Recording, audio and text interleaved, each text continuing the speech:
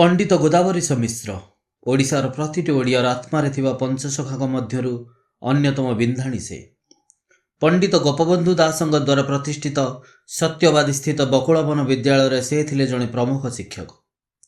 1886 मसीहा अक्टोबर मास 26 तारिख रे अविभक्त पुरी जिल्लार श्रीनिवासपुर शासन में जन्मग्रहण करथिले। से थिले एकाधार जणे कवि, गाल्पिक, शिक्षक, नाट्यकार, समाजसेवी और राजनेता। तांकर अनवद्य कृति अर्धशताब्दीर ओडिशा और तहिरे मोर स्थान एक कालजयी सृष्टि। देशर मर्यादाजनक सारस्वत सम्मान केन्द्र साहित्य एकाडेमी सम्मान रे सम्मानित। से अर्थनीति स्नातक हासिल करिथिबा पंडित मिश्र 1952 रु 1956 पर्यंत बाणपुर निर्वाचन मंडल स्वाधीन विधायक भाव प्रतिनिधित्व करथिले। ओडिशा विधानसभा रे 26 जुलाई 1956 मसीहा मात्र 69 बयस से चली जाइथिले अफेरा राइजकू। किंतु तांको अमालिन कीर्ति और कृति पाई से रहिछन्ति प्रति ओडियार प्राणरे और स्पंदन रे। तांको कृत कालिजाई रे संध्यार पदपंक्ति प्रतिटी पाठक मनरे एबे तांको रखिछि जीवंत। कत धरी धीरे नाउरी ना देछि मेली उतरा पवन आगकू दिए तले ठेली। नाची नाची चाले तरणि नाचे सत तरंग उड़ी आसी जले बसंती कहीं केते विहंग। हंस हंसराली खेलंती ढेउ दोली रे खेल आसिलाणी खरा मौली छाइले उठ बेल। माछरंका पक्षी उड़ाई टेणा झाड़ी आकाशे लक्ष्य रखी जले बुड़ई मीन धरी बासे। चाहू चाहू जाई गभीर जले पड़िला ना अकाच पानी से गंडरे काली जाई तना। कात रखी नावे नाउरी नेला हुला करे माँ काली जाई सुमरी मंगशाला खी धरे।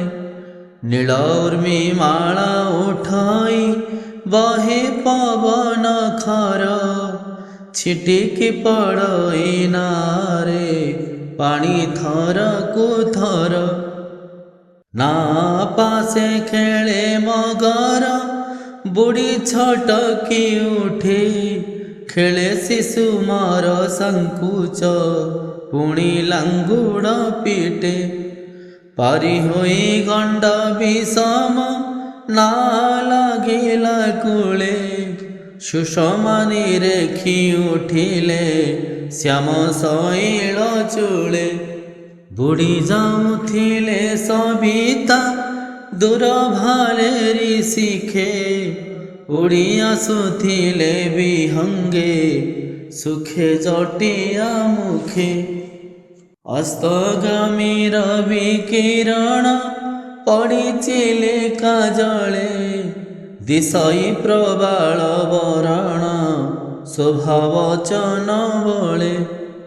चढ़े गुहार शिखकू चाही उड़ईरा लोहित धवल बक्षरे केते दिशई तोरा। भलेरी पहाड़ उहाड़े लुचि गलेणी रवि पश्चिम आकाशे झटके पीतलोहित छवि। दिशे पारु कूद मालुद दुरु छाया पराए संध्या तारा नभे हिरन शम की शोभा पाए। देखुची चिलिका सपने तोर अतीत सिरी मुहाणु तोहर बोईत जेबे थिब बाहारी।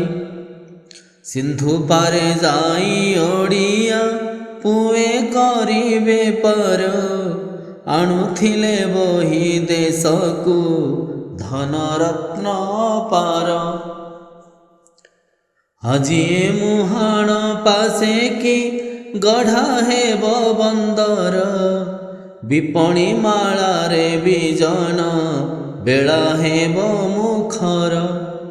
ତୋ ଜଳେ ସରତେ ଭାସନ୍ତି ଯଥା ମରାଳ ପନ୍ତି, ଭାସିବେ କି ସିନ୍ଧୁ ସଲିଳେ କହ ପୋତ ପଙ୍କାତି। ବିଦେଶ ବେପାରୀ ଆଣିବେ ଦେଶେ ନାନା ବିଭବ, ଫେରିବ କି ଶୋଭାମୟୀ ଗୋ ତୋର ତୃପ୍ତ ଗୌରବ। ଫେରିବ କି ଶୋଭାମୟୀ ଗୋ ତୋର ତୃପ୍ତ ଗୌରବ। ଫେରିବ କି ଶୋଭାମୟୀ ଗୋ ତୋର ତୃପ୍ତ ଗୌରବ।